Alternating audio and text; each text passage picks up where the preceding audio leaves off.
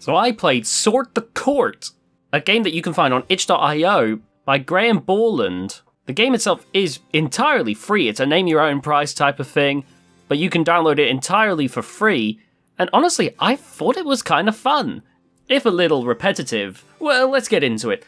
So the entire gimmick of the game is that you run a kingdom, but everything that comes up to you, you can only answer with yes or no. And immediately, I was kind of grabbed by this. It's a simple concept that brings me back to the days of like Newgrounds Flash games where, they would take a simple idea and, really stretch to see how far it could go, and it could be really exciting. But at the same time, when you put yourself in such confines, it can restrict what you can do. So I was definitely interested to see if the game would sink or swim. Now throughout the game, many different characters will come up to you.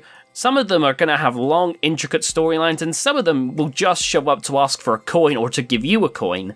You have to juggle, increasing the population of your town, maintaining their happiness, and of course, making sure that you got plenty of gold coins in order to do the above.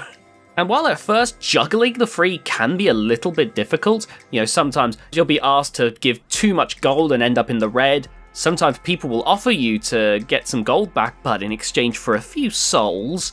It's all a balancing act, but as time goes on, you find yourself more and more comfortably getting along. In fact, I gotta say, I really didn't have much trouble with this game, if any, really. I quickly ended up reaching a certain point that I could easily deal with most problems without much issue.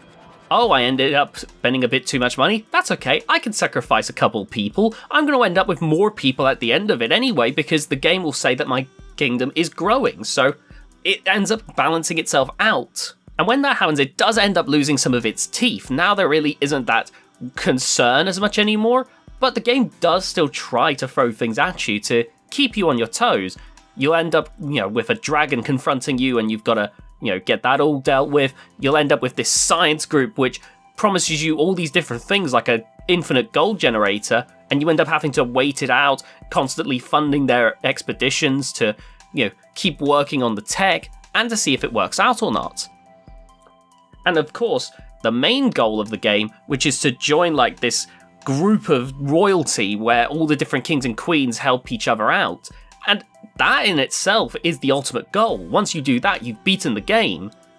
But of course, with stuff like the dragon thing that was still lingering, even though I beat the game itself in an hour, I did stick around for a half hour more. Because even though the game was ridiculously easy, I was curious to see what would happen with some of the lingering stories. Would we be able to beat the dragon? What would happen with some of the scientific experiments? They mentioned a Project Lupin, and I was curious to see what would come of it. All that to say, this is a fun little game, given that it's completely free and it's only going to take like about an hour of your time. I'd say I highly recommend it. There are some things that I would love to see if something like this were ever to be expanded upon. I'd love there to be more room for failure. It felt like too many times the game was ready to catch me and put me back on my feet. There seemed to be...